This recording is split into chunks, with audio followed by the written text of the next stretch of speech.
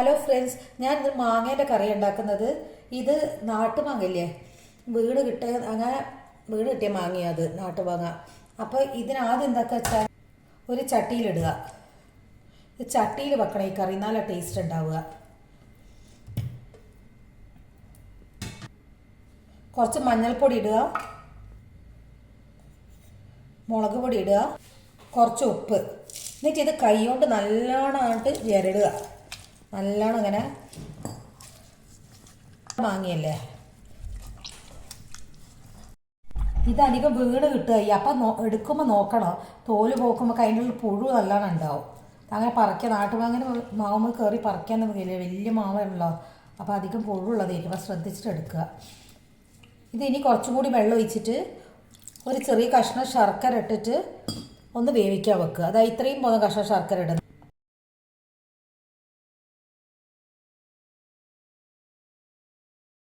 മാങ്ങക്ക് മധുരം ഉണ്ടെങ്കിലും ശർക്കരയും കൂടി ഇടുമ്പോഴാണ് ഇതിനൊരു പ്രത്യേക നല്ല ടേസ്റ്റ് ഉണ്ടാവുക. അപ്പം ഇനി ഞാനിത് വേവിക്കാൻ വെക്കുന്നുണ്ട്.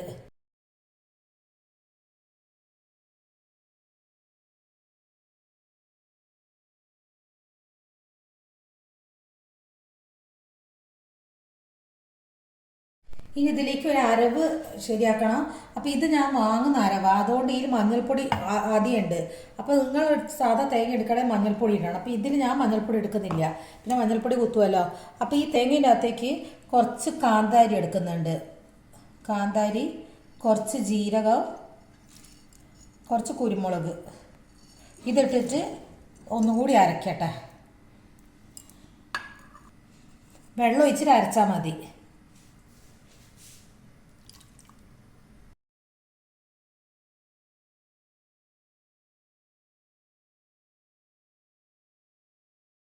ഇത് വെന്തിട്ട് ഓഫ് ആക്കിയിട്ടുണ്ട്.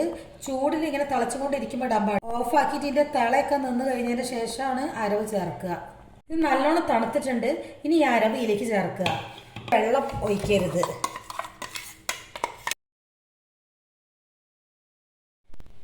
ഇനി ഈ തൈര് ഇതിൽ ചേർക്കണം. അപ്പോൾ ഈ അരവ് ഒന്ന് ശരിക്കും കുറച്ചുകൂടി ഒന്ന് വടിച്ച് പോരാണ്ട് ഇതിലേക്ക് വെച്ചിട്ട് ഒന്ന് ഈ അരവ് ഒന്ന് കറക്റ്റാക്കിയിട്ട് എടുക്കട്ടെ.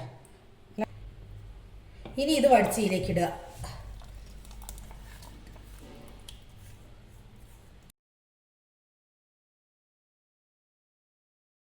ഇതിൻ്റെ പുളി നോക്കി നോക്കുക.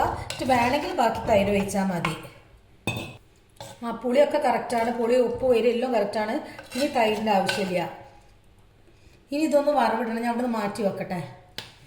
വറവിടാൻ വെച്ചിട്ടുണ്ട്. കുറച്ച് വെളിച്ചെണ്ണ ഒഴിക്കുക. ഇതിൻ്റെ അകത്ത് കുറച്ച് കടുക് ഇടുക, 2 കായമുളക് ഇടുക, കുറച്ച് കറിവേപ്പില,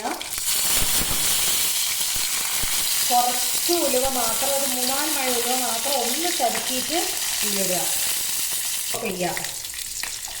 ഇനി ഫ്ലെയിം ഓഫ് ചെയ്യുക. എന്നിട്ട് കുറച്ച് മുളക് പൊടി ഇടുക. ഓഫ് ചെയ്തിട്ട് വേണം മുളക് പൊടി ഇടാൻ.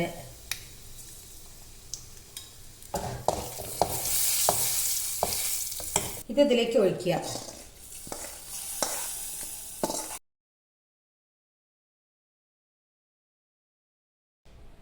ഇത് നല്ല ടേസ്റ്റാണ് ഇത് ഉണ്ടാക്കി തിന്നാൻ. ഇതുപോലെ ഒന്ന് എല്ലാവരും ഉണ്ടാക്കി നോക്കുക. ഇഷ്ടപ്പെട്ട് ലൈക്ക് ചെയ്യുക, കമൻറ്റ് ചെയ്യുക, ഒന്ന് സബ്സ്ക്രൈബ് ചെയ്യുക.